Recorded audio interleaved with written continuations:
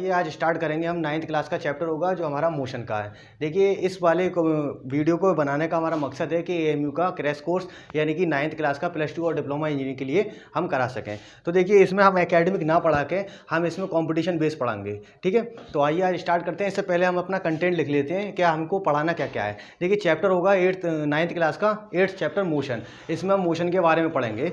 तो मोशन किस किस टाइप से होगा वो पढ़ेंगे, ठीक है। और जो इसके अंदर कंटेंट आ रहे हैं उसको हम पढ़ेंगे, ठीक है। तो मैं स्टार्ट करता हूँ। सबसे पहले कंटेंट लिखता हूँ। रजिस्टर किधर है? ठीक। तो इस मोशन चैप्टर के चैप्टर नंबर 8 के अंदर क्या क्या आएगा वो देखते हैं, ठीक। तो पहले सबसे पहला टॉपिक होगा हमारा मोशन। सबसे पहले हम इसके बारे में जानेंगे कि मोशन होता क्या है, ठीक है। फिर उसके बाद में हम पढ़ेंगे types of motion, types of motion, ठीक। टाइप्स ऑफ मोशन के बाद में हम पढ़ेंगे डिस्टेंस एंड डिस्प्लेसमेंट, डिस्प्लेसमेंट। फिर उसके बाद में हम पढ़ेंगे उसका क्या नाम है, स्पीड। फिर उसके बाद में हम पढ़ेंगे वेलोसिटी। और फिर उसके बाद में पढ़ेंगे हम एक्सेलरेशन, एक्सेलरेशन। फिर उसके बाद में हम पढ़ेंगे ग्राफ। और ग्राफ के बाद में हम उसका क्या पढ़ना है, लास्ट टॉपिक जो होगा हमारा यूनिफॉर्म सर्कुलर मोशन होगा। Uniform circular motion, circular motion. देखिए अब सबसे पहले हम जानते हैं कि मोशन क्या चीज़ होती है। सपोज करो कि ये कोई पाथ है ए और बी। इस पाथ पर यहाँ कोई ऑब्जेक्ट खड़ा हुआ है, यहाँ पर कोई ऑब्जेक्ट या कोई आदमी है। तो टाइम के रेस्पेक्ट में वो जब अपनी डिस्टेंस ट्रेवल करेगा यानी कि अपनी पोजीशन को चेंज करेगा तो उसको क्या बोलते हैं, हम मोशन बोलते हैं। अब मोशन कितने टाइप्स का होता है यहाँ पर हम मोशन 2 टाइप्स का पढ़ेंगे। नंबर 1 यूनिफॉर्म मोशन और नंबर 2 नॉन यूनिफॉर्म मोशन। देखिए यूनिफॉर्म मोशन कौन सा मोशन होता है, अगर कोई ऑब्जेक्ट अपनी पोजीशन इक्वल टाइम इंटरवल में इक्वल डिस्टेंस ट्रेवल कर दे तो उसको क्या बोलते हैं, uniform motion. Non uniform motion क्या होता है कि कोई ऑब्जेक्ट अपनी पाथ को जो है ना यूनिफॉर्म, अपने पाथ को इक्वल टाइम इंटरवल में अनइक्वल डिस्टेंस ट्रेवल करेगा तो उसको क्या बोलते हैं हम, नॉन यूनिफॉर्म मोशन। तो टाइप्स ऑफ मोशन। तो यूनिफॉर्म मोशन क्या होगा, यूनिफॉर्म मोशन बोलते हैं इक्वल डिस्टेंस ट्रेवल करेगा किस में, equal distance travel in equal time interval में, इन इक्वल टाइम इंटरवल में, ठीक। नॉन यूनिफॉर्म मोशन क्या होता है, अनइक्वल डिस्टेंस जो होगी, unequal distance in equal time interval, in equal time interval, इसको क्या बोलते हैं, नॉन यूनिफॉर्म मोशन। तो देखिए यूनिफॉर्म मोशन का जो ग्राफ होता है वो किस तरह से होगा, एक स्ट्रेट लाइन मिलेगी हमको, ठीक है। एक स्ट्रेट लाइन पे हमारा क्या होता है, यूनिफॉर्म मोशन होता है। यहाँ पर हम डिस्टेंस दिखा दें और यहाँ टाइम दिखा दें, तो डिस्टेंस और टाइम। नॉन यूनिफॉर्म मोशन 2 तरीके का हो जाता है, एक तो उसकी स्पीड बढ़े, वो स्पीड के अंदर हम बताएंगे। तो नॉन यूनिफॉर्म मोशन क्या होगा, वो इस तरह से जाएगा या फिर इस तरह से, तो नॉन यूनिफॉर्मली होगा, ठीक है। अब उसके बाद में आता है डिस्टेंस किसको बोलते हैं, डिस्टेंस डिस्प्लेसमेंट किसको बोलते हैं। देखिए डिस्टेंस जो होता है पूरा पाथ लेंथ होगा, यानी कि टोटल पाथ लेंथ। बड़ी गर्मी लग रही है यार। टोटल पाथ लेंथ यानी कि देखिए अब सपोज करो कि एक कोई आदमी अपने घर से मार्केट की तरफ गया। कहाँ गया, अपने घर से मार्केट की तरफ गया। तो सपोज करा उसने यहाँ से ये डी डिस्टेंस ट्रेवल कर दिया।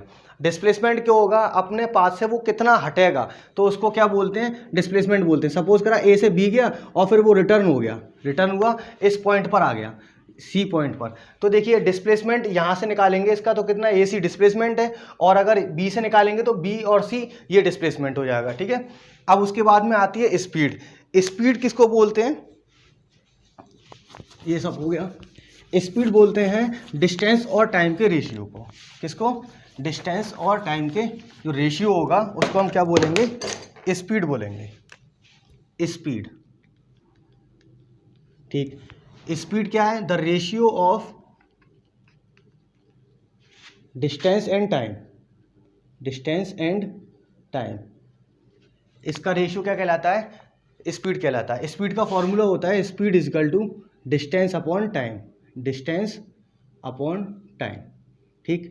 अब इसका मेजरमेंट क्या करेंगे, या तो किलोमीटर पर आवर में करेंगे, और किलोमीटर पर आवर को जब मीटर पर सेकंड में चेंज कर देते हैं तो 5/18 मीटर पर सेकंड हो जाता है, ठीक है। या फिर किलोमीटर को 1000 रखो और आवर को 3600 रख दो, ठीक है। स्पीड भी कितनी तरीके की होती है, स्पीड हम 2 तरीके की यानी 3 टाइप्स की स्पीड्स पढ़ेंगे। Number 1 uniform speed, uniform speed, और नंबर 2 क्या होती है, non uniform speed, non uniform speed. और तीसरी जो स्पीड है हमारी वो कितनी होती है, एवरेज स्पीड, एवरेज स्पीड। तो देखिए फॉर्मूला सबके लिए सेम रहेगा, ठीक। एवरेज स्पीड में बस इतना कर देंगे, total distance upon total time, ठीक है। स्पीड समझना है तो इस स्पीड को क्या बोलेंगे, देखिए इसमें भी वही कंसेप्ट लगाएंगे हम, equal distance in equal time interval, in equal time interval. ये क्या होगी, यूनिफॉर्म स्पीड। तो देखिए स्पीड मिलती किससे, डिस्टेंस और टाइम से। अगर हम इसका ग्राफ खींचेंगे, इसका हम ग्राफ खींचते हैं तो एक एक्सिस पे हम कितना लेंगे, एक एक्सिस पे हम डिस्टेंस शो करेंगे और दूसरे एक्सिस पे हम टाइम शो कर देंगे। तो यूनिफॉर्म स्पीड जो होगी उसका ग्राफ कैसा मिलेगा, एक स्ट्रेट लाइन मिलेगा हमेशा, यानी कि इक्वल टाइम में इक्वल डिस्टेंस ट्रेवल करेगा, ठीक। नॉन यूनिफॉर्म स्पीड क्या होगी, unequal distance, unequal distance in equal time interval, equal time interval. तो देखिए इसका ग्राफ जब हम खींचेंगे तो इसका ग्राफ कैसे मिलेगा, अनइक्वल डिस्टेंस, यानी कि नॉन यूनिफॉर्म स्पीड है। तो इसका हम ग्राफ खींचते हैं, ये 2 तरीके से मिलता है, एक तो स्पीड बढ़े और टाइम के साथ में स्पीड बढ़ रही है, और दूसरा टाइम के साथ में स्पीड घटे। तो यूनिफॉर्म स्पीड यानी नॉन यूनिफॉर्म स्पीड के लिए ग्राफ कैसा आएगा, या तो कर्व इस तरह से हो जाएगा, ये इसका मतलब क्या है कि स्पीड इंक्रीज हो रही है, स्पीड इज इंक्रीज, ठीक। यानी कि डिस्टेंस टाइम ग्राफ यहां भी लिया हमने।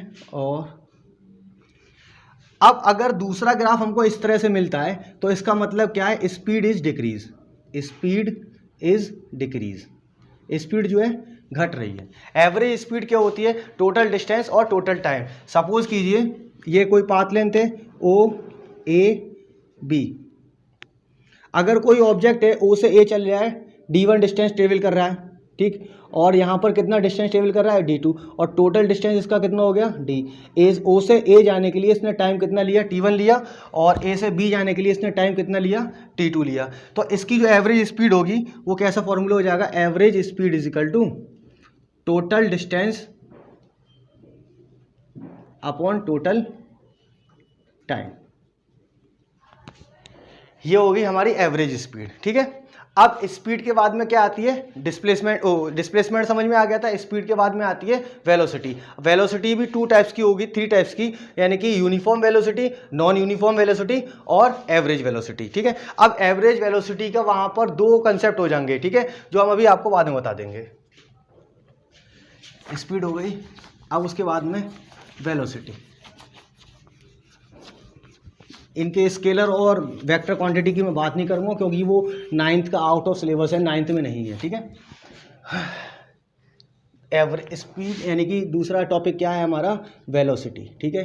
वेलोसिटी क्या चीज़ है, वेलोसिटी बोलते हैं the ratio of displacement and time, the ratio of displacement and time is called velocity, ठीक है। तो वेलोसिटी का फॉर्मूला लिख देते हैं हम, velocity is equal to displacement upon time, ठीक। देखिए एक चीज़ और, वेलोसिटी हो गया, डिस्प्लेसमेंट अपॉन टाइम, इसकी भी यूनिट या तो मीटर पर सेकंड होगी, अगर हम उसको निकालेंगे किलोमीटर पर आवर में दी है, और किलोमीटर पर आवर को अगर पूछ ले कि मीटर पर सेकंड में निकालो तो हम क्या करेंगे, 5/18 मीटर पर सेकंड। ये वेलोसिटी है। वेलोसिटी कितने टाइप्स की होती है, वेलोसिटी भी 3 टाइप्स की है। नंबर 1 यूनिफॉर्म वेलोसिटी,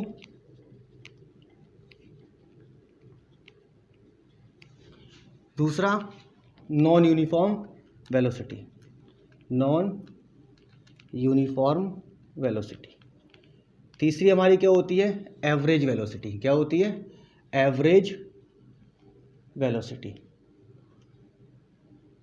ठीक। यूनिफॉर्म वेलोसिटी के लिए ग्राफ कैसा आएगा, कोई भी यूनिफॉर्म है तो उसका ग्राफ कितना होता है, सीधा सीधा एक स्ट्रेट लाइन होता है, डिस्प्लेसमेंट अपॉन टाइम, ठीक। यूनिफॉर्म वेलोसिटी की नहीं, वेलोसिटी इंक्रीज करेगी या डिक्रीज करेगी तो उसको क्या बोलेंगे, नॉन यूनिफॉर्म वेलोसिटी। अगर वेलोसिटी इंक्रीज करती है तो उसका ग्राफ कैसा होगा, इस तरह से कर्व होगा, यानी कि डिस्प्लेसमेंट के एक्सिस की तरफ बढ़ने लगेगा, ठीक है। इसको क्या बोलते हैं, non uniform velocity.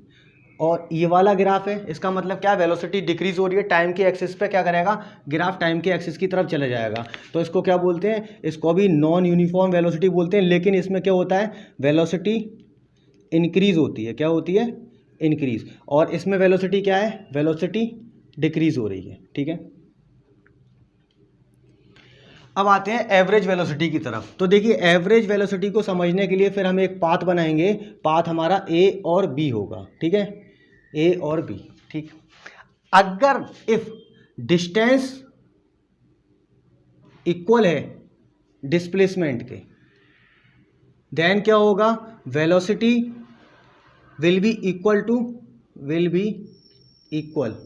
To speed, तो दोनों की स्पीड सेम होगी, ठीक। अब देखिए ये ए पॉइंट पर किसी आदमी का हाउस है और बी पॉइंट पर मार्केट है, ठीक।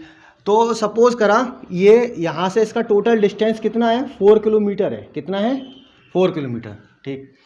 अब इसने ए और बी जो ट्रेवल किया था, टाइम ट्रेवल में जो उसमें टाइम में जो ट्रेवल करने में जो टाइम लगेगा तो उसको क्या बोले, सपोज कीजिए इसने 2 आवर का टाइम लिया, कितने आवर का टाइम लिया, 2 आवर का। अब ऑब्जेक्ट उसने देखा मार्केट से या तो सामान लिया या बंद हो गया, बंद है मार्केट, जब वो रिटर्न हुआ तो देखिए इसका डिस्प्लेसमेंट कितना है, सी इसका क्या है, ए से सी इसका डिस्प्लेसमेंट होगा और बी से सी भी इसका डिस्प्लेसमेंट होगा। ऑब्जेक्ट देखेगा कि ए से सी डिस्प्लेसमेंट निकलवा रहा है या बी से सी, तो देखिए इसका डिस्प्लेसमेंट कितना है, वेलोसिटी किसको बोलेंगे, वेलोसिटी, एवरेज वेलोसिटी है, यानी कि total path length, total displacement लिख लो, total displacement upon total time. Suppose करा ए से सी, ए से बी तो इसका पहला पॉइंट है, फिर ए से सी क्या हो गया इसका, ऐसे मत लिखो, इसको समझ लो सीधा सीधा, ए और सी इसका क्या है, डिस्प्लेसमेंट है, और ए और बी पर क्या है, डिस्टेंस और डिस्प्लेसमेंट इक्वल है, तो यहां पर ए बी पॉइंट पर इसकी स्पीड वेलोसिटी की इक्वल होगी, और ए सी पॉइंट पर वेलोसिटी या तो डिक्रीज हो जाएगी या बढ़ जाएगी, लेकिन स्पीड हमेशा ज्यादा रहेगी, ठीक है। क्लियर हो गया डिस्प्लेसमेंट। अब देखिए 2 ट्रिक हैं, 2 इसके अंदर फॉर्मूले होते हैं, एक तो टाइम इक्वल, इसमें क्या है, वेलोसिटी में टाइम इक्वल रहे, और दूसरे में क्या है, डिस्प्लेसमेंट इक्वल या डिस्टेंस इक्वल रहे। तो देखिए यहाँ पर एक शॉर्ट ट्रिक होती है, शॉर्ट ट्रिक इसको बोलते हैं एवरेज वेलोसिटी। यहाँ शॉर्ट ट्रिक के लिए 2 फॉर्मूले लिखूंगा मैं। शॉर्ट ट्रिक क्या है, अगर आप 11वीं क्लास में पढ़ेंगे तो वहाँ पर आपको इसको डेराइव भी करना पड़ेगा, ठीक है। नॉर्मल अगर कभी पूछ लेता है तो फिर हम इसकी एवरेज वेलोसिटी कितनी होगी इसकी, twice U V upon U plus V, ये होता है एवरेज वेलोसिटी। ये कब लगेगा ये, और दूसरा एक फॉर्मूला है ये वाला एवरेज वेलोसिटी का, यानी कि u प्लस वी अपॉन 2। तो देखिए ए यू प्लस वी अपॉन 2, ये कोई फर्स्ट वेलोसिटी है, ये दूसरी वेलोसिटी है, ठीक है, सेकंड है। ये वाला फॉर्मूला लगेगा जब डिस्टेंस इक्वल होगा, क्या इक्वल होगा, डिस्टेंस इक्वल हो, डिस्टेंस इक्वल, अक्सर कर ये कंपटीशन के अंदर पूछा जाता है, ठीक है। और ये कब लगेगा, जब टाइम इक्वल हो, डिफरेंट वेलोसिटी होगी, ठीक है। जैसे सपोज करो कि राम अपने घर से निकलेगा, या कोई भी ऑब्जेक्ट है वो निकल लिया है, ठीक है, इसने हाफ डिस्टेंस तो 20 किलोमीटर पर आवर की स्पीड से या वेलोसिटी से चला, और नेक्स्ट हाफ जो डिस्टेंस है यानी कि डी इसकी इक्वल है और इसकी भी डी इक्वल है, अगली जो डिस्टेंस है वो सिर्फ 10 किलोमीटर पर आवर की स्पीड से चल जाए। तो अब हम एवरेज वेलोसिटी इसकी निकाल ली है या एवरेज स्पीड निकाल ली है, तो अब हम कौन सा फॉर्मूला इसके अंदर पुट करेंगे, अगर डिस्टेंस इक्वल है तब हम ये वाला फॉर्मूला लगा देंगे सीधा सीधा, और ये फॉर्मूला कितना हो जाएगा, 2 × 20 × 10 अपॉन 2 + 10, 20 + 10, तो ये कितना हो गया, ये तो हो जाएगा 1 2 2 4 4400, और ये कितना हो गया 30, तो इसकी जो एवरेज वेलोसिटी होगी वो कितनी होगी 40/3 किलोमीटर पर आवर। ठीक है। अब इसी तरीके से कि जब इक्वल टाइम में, जैसे यहाँ से एक पॉइंट से इधर गया 20 किलोमीटर पर आवर की स्पीड से, और दूसरे पॉइंट से उधर से आ रहा है 20 किलोमीटर पर आवर की स्पीड से, तब और उसमें इक्वल टाइम उसने लगाया, तो हम कौन सा फॉर्मूला लगा देंगे, फिर ये वाला फॉर्मूला लगा देंगे एवरेज वेलोसिटी का। ठीक है। अब देखिए इसके बाद में आता है वेलोसिटी के बाद में एक्सेलरेशन। ठीक, एक्सेलरेशन के साथ में होता है रिटार्डेशन। एक्सेलरेशन क्या है उसको समझ लेंगे हम पहले। यहाँ भी कुछ ग्राफ होंगे और इस ग्राफ से रिलेटेड जो क्वेश्चन है ना एएमयू के अंदर प्रीवियस पेपर जब उठा के देखेंगे आपको तो बहुत क्वेश्चन मिलेंगे। अभी तो हम सिर्फ इस वाले लेक्चर के अंदर थ्योरी पढ़ाएंगे, फिर उसके बाद में क्या है ना इसके प्रीवियस ईयर के जो क्वेश्चन है एएमयू के अंदर पूछे हुए उसको बता देंगे कैसे होंगे वो क्वेश्चन। ठीक है। देखिए एक्सेलरेशन, एक्सेलरेशन एक्सेलरेशन क्या चीज़ है, इसको स्मॉल ए से रिप्रेजेंट करेंगे, यूनिट इसकी कितनी होगी मीटर पर सेकंड स्क्वायर होती है। ठीक है। एक्सेलरेशन किसको बोलते हैं, rate change of velocity, rate change of velocity. Rate change of velocity क्या कहलाती है, एक्सेलरेशन। एक्सेलरेशन होता है और रेट चेंज ऑफ वेलोसिटी क्या है, डी एक्सेलरेशन भी कहलाएगा या रिटार्डेशन कहलाएगा। ठीक है। इसका फॉर्मूला होता है A = V-U/T मीटर पर सेकंड स्क्वायर। अब A यहाँ पर क्या है, A तुम्हारा एक्सेलरेशन है, एक्सेलरेशन की सीधी सीधी यूनिट कितनी होगी मीटर पर सेकंड स्क्वायर। U क्या है, इनिशियल वेलोसिटी, इनिशियल वेलोसिटी की यूनिट क्या होगी, वेलोसिटी चाहे कोई सी भी हो उसकी यूनिट होती है मीटर पर सेकंड, क्या होती है मीटर पर सेकंड। और V क्या है हमारी फाइनल वेलोसिटी, इसकी यूनिट कितनी होगी मीटर पर सेकंड। और टाइम की यूनिट कितनी होती है, T क्या है टाइम है, टाइम की यूनिट कितनी होती है सेकंड।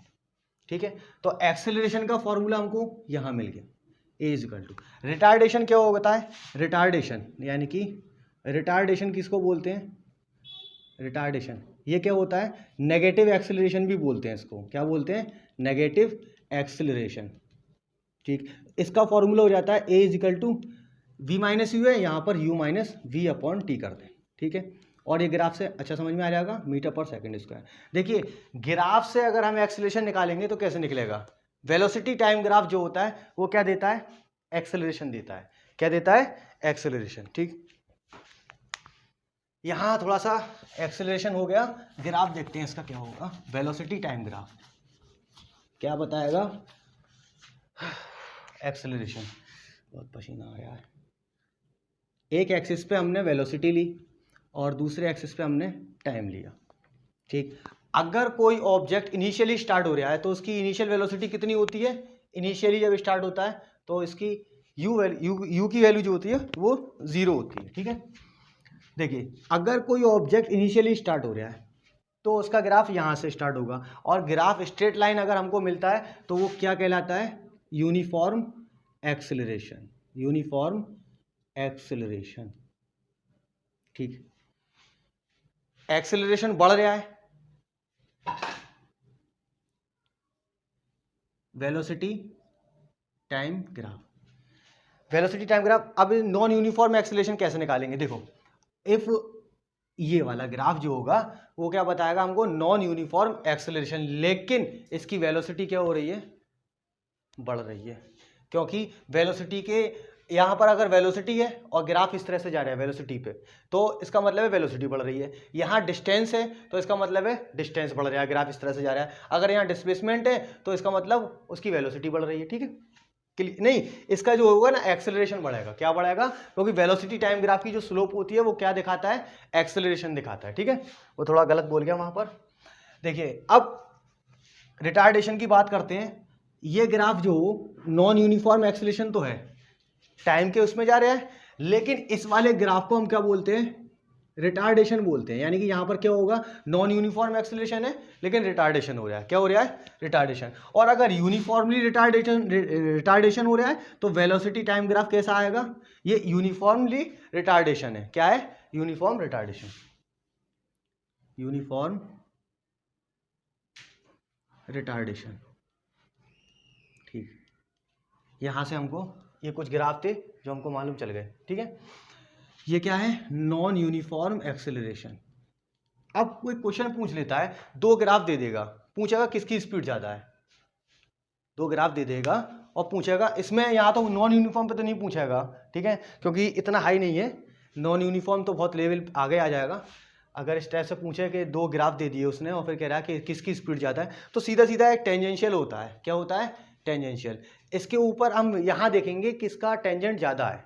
एक चीज़ और मैं जब बता दूँ, ये जो इसका स्लोप है थीटा, सपोज कर लिए थीटा स्लोप है, तो ये जो थीटा है ये क्या बताता है?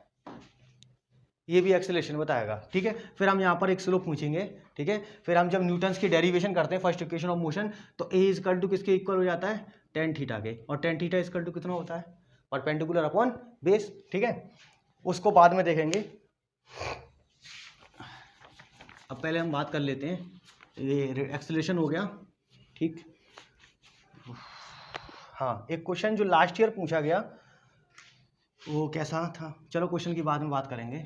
कुछ इस तरह से ग्राफ था, उसका पूछ रहा था डिस्प्लेसमेंट कितना होगा, ठीक है। तो ये कौन सा है, बाद में ही बता दूंगा इसको, ठीक। काट दिए इसको वीडियो में से, ठीक। एक्सेलरेशन हो गया। अब उसके बाद में क्या आता है हमारा? Circular motion, uniform circular motion. तो देखिए ये कोई एक सर्किल है, ठीक। सर्किल का क्या होता है? एक सरकमफ्रेंस होती है, सर्किल का सरकमफ्रेंस, दूसरा होता है एक डायमीटर, एक होता है इसके अंदर रेडियस। अगर हमें इसकी यूनिफॉर्म, मैं थोड़ा सा भूल रहा हूँ, यहाँ पर लिखें यूनिफॉर्म सर्कुलर मोशन, ये टॉपिक के बाद में चैप्टर खत्म है। यूनिफॉर्म सर्कुलर मोशन, ठीक। अगर कोई ऑब्जेक्ट है वो सर्किल के पाथ पर यूनिफॉर्मली मोशन करे, इक्वल टाइम में इक्वल डिस्टेंस और इक्वल डिस्प्लेसमेंट हो, तो उस टाइप्स का मोशन क्या कहलाता है? Uniform circular motion. देखिए द आउटर सरफेस, ये क्या है? सरकमफ्रेंस है। क्या है? सरकमफ्रेंस। ये किसके बराबर होती है? या डिस्टेंस के या फिर डिस्प्लेसमेंट की, ठीक।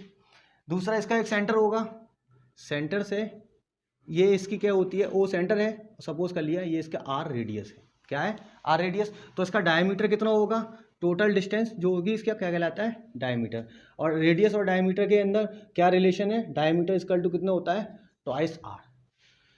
तो देखिए यूनिफॉर्म, इसकी स्पीड निकालनी है या वेलोसिटी निकालनी है, ठीक है। तो एक ही फॉर्मूला होगा इसका, डिस्प्लेसमेंट अपॉन टाइम।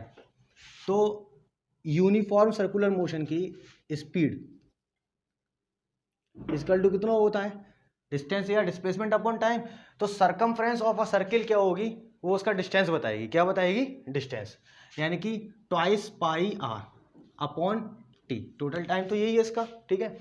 अगर हम इसको इस फॉर्म में ना लिखें तो स्पीड इक्वल टू दूसरा फॉर्मूला हो जाता है 2r किसके बराबर होगा? डिस्टेंस के या डिस्प्लेसमेंट के, डी पाई अपॉन टी।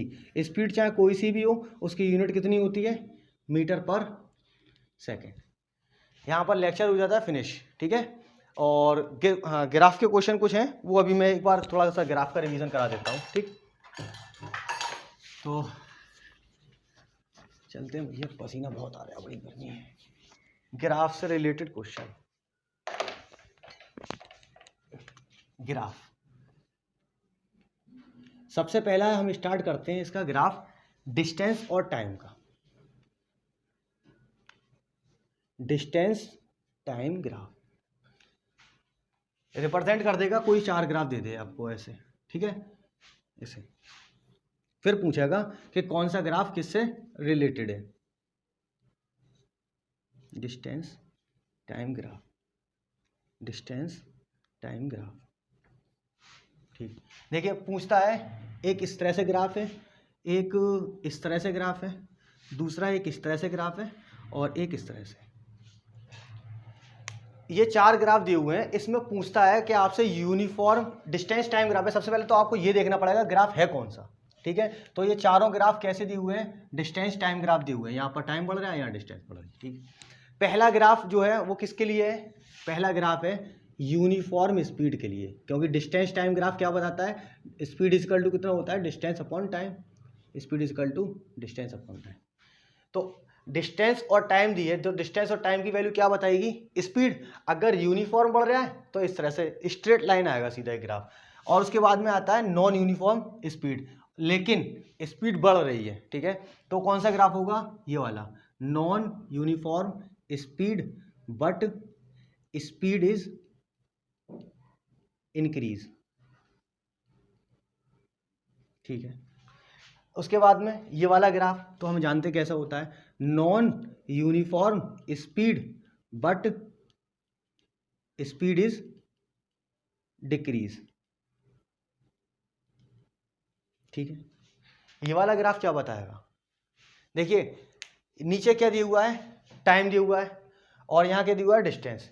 तो देखिए कभी भी कोई भी चीज़ टाइम के पैरेलल हो, यहाँ डिस्टेंस अगर है तो ऑब्जेक्ट अपनी पोजीशन पर रुका हुआ है, टाइम किसी खां के लिए रुकता नहीं है, टाइम बढ़ता चले जाता है।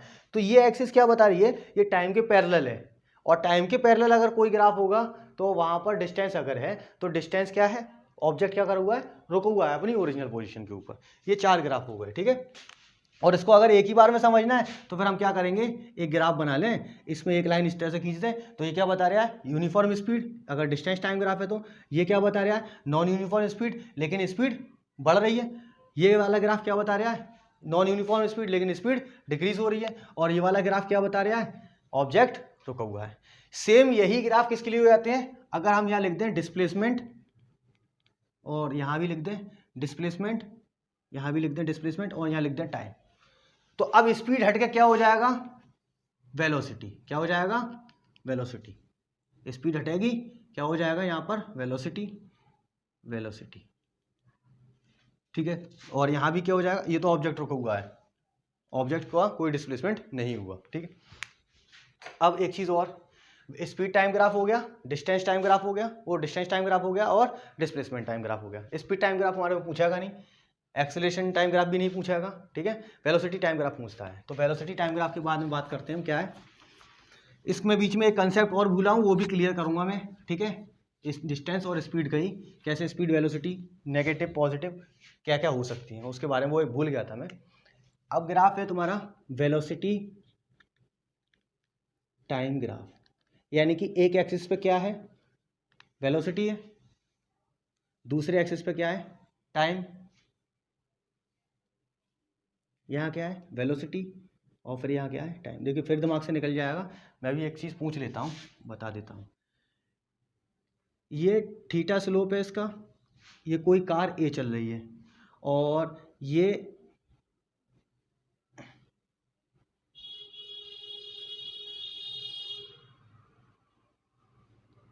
दूसरा है बी। कार हो, आदमी हो, कुछ भी हो सकता है। पूछ लेगा कि इसमें से किसकी स्पीड ज़्यादा है, इसमें किसकी स्पीड ज़्यादा है, तो याद रखना जिसका स्लोप ज़्यादा होता है उसकी स्पीड भी ज़्यादा होती है। दूसरा, ये तो यूनिफॉर्म के लिए है, अब नॉन यूनिफॉर्म के लिए और देख लें तो बी क्या है, ग्रेटर देन है क्योंकि इसका एंगल बड़ा है, और ए क्या है, इसका एंगल छोटा है। तो इसकी स्पीड किसकी ज़्यादा है, बी की ज़्यादा है क्योंकि इसका स्लोप भी ज़्यादा है। ठीक, दूसरा नॉन यूनिफॉर्म पे अगर पूछेगा तो फिर हम क्या करेंगे, उसके ऊपर एक टेंजेंट लाइन ड्रॉ करेंगे।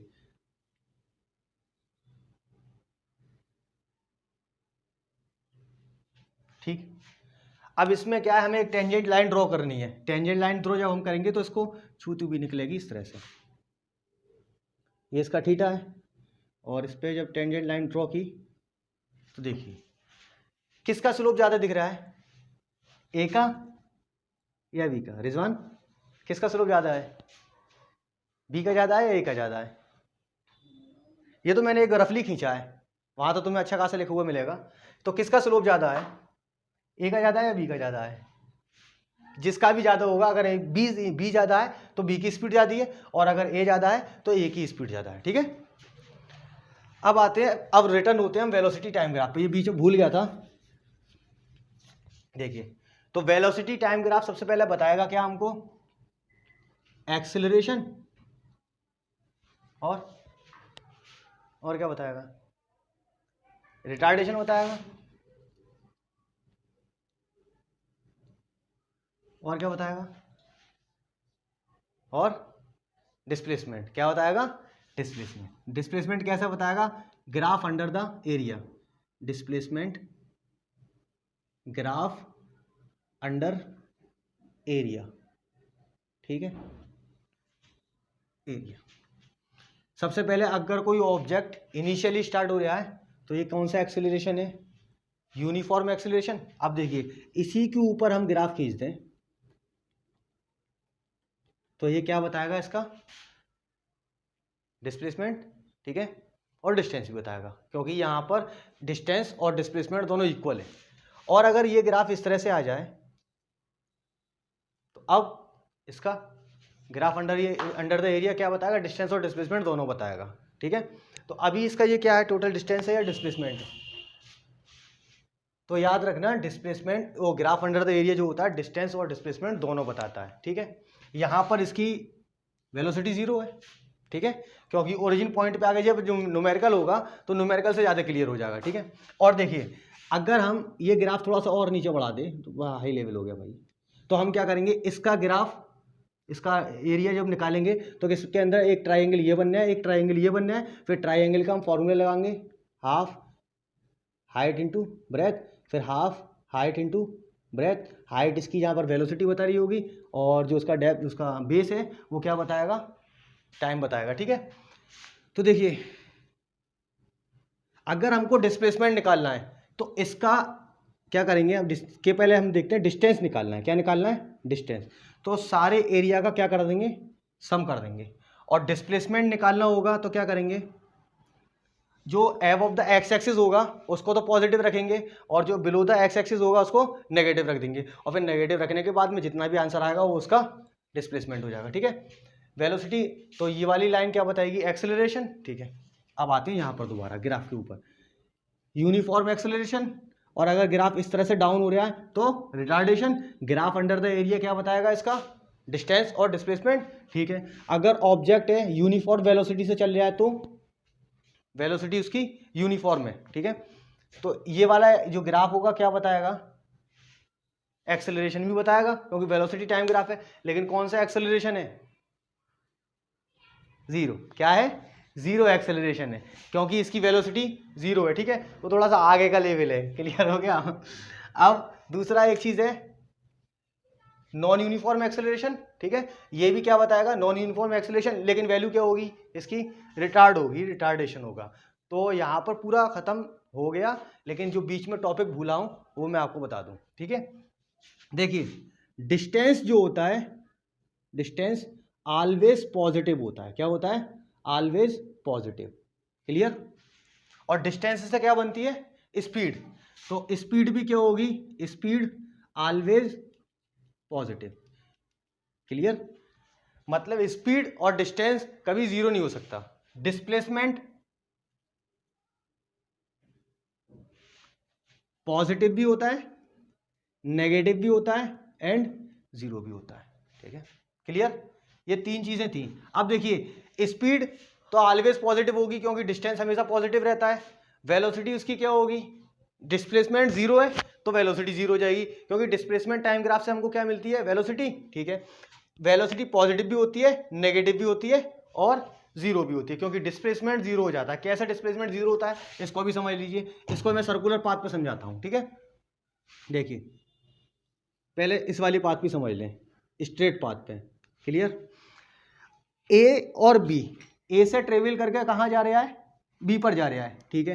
तो इसका डिस्टेंस किसके इक्वल है, डिस्प्लेसमेंट के, क्लियर। जैसे ही बी रिटर्न हुआ, बी दोबारा ए की तरफ जैसे जैसे आ रहा है तो उसकी डिस्प्लेसमेंट डिक्रीज कर रहा है, घट रहा है, ठीक। और अगर ऑब्जेक्ट यहीं पर ही आ गया तो डिस्प्लेसमेंट कितना हो गया, 0 हो गया, ठीक है। अब इसको सर्कुलर पाथ पे समझते हैं। इसका रेडियस r है, ठीक है। देखिए जब a से b जाएगा तो इसका डिस्प्लेसमेंट कैसे निकलेगा, तो इसका डिस्प्लेसमेंट निकालने के लिए हम क्या करेंगे, एक और रेडियस खींचेंगे, ठीक है, क्लियर। तो a से b, अब देखिए शॉर्टेस्ट पाथ जो है, ऐसा पॉइंट तलाशो यहां से a और b नियरेस्ट हो जाए, पास में हो जाए, तो कौन सा ट्रैक होगा, ये वाला ट्रैक है। तो इसका डिस्प्लेसमेंट कैसे निकालते हैं हम, फिर पाइथागोरस थ्योरम लगाते हैं, ठीक है। परपेंडिकुलर का स्क्वायर बेस का square is equal to hypotenuse का स्क्वायर, तो वहां से उसका डिस्प्लेसमेंट निकल जाएगा। ए से ये आ गया, अब देखिए इसका डिस्प्लेसमेंट कितना है, फिर शॉर्टेस्ट पाथ देखेंगे कौन सा होगा। तो शॉर्टेस्ट पाथ कहां से पड़ रहा है, ए से सी, ये वाला पाथ पड़ रहा है शॉर्टेस्ट। तो ये क्या है, इसका डिस्प्लेसमेंट है। और डिस्टेंस कितना हो गया, हाफ सर्किल जो होगा इसका डिस्प्लेसमेंट हो जाएगा, यानी कि सर्कमफ्रेंस लगाते हैं ट्वाइस पाई आर और इसका हाफ कर दें, तो ये इसका क्या है, डिस्टेंस है। अब फिर ए से सी, सी से फिर कहाँ आ गया वो डी, तो देखिए सी से डी क्या है, इसका ये डिस्प्लेसमेंट है, ठीक है।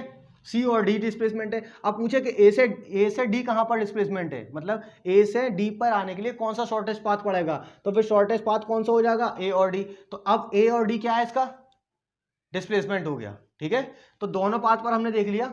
अब इसके बाद में मैं लेक्चर स्टार्ट करूंगा अपना, जो होगा हमारा दूसरा चैप्टर है force and laws of motion, ठीक है। यहां पर अगर ग्राफ समझ लिए तो वहां पर आपको ये न्यूटन्स की इक्वेशन है जो 3 वहां पर पढ़नी पड़ेंगे, ठीक है।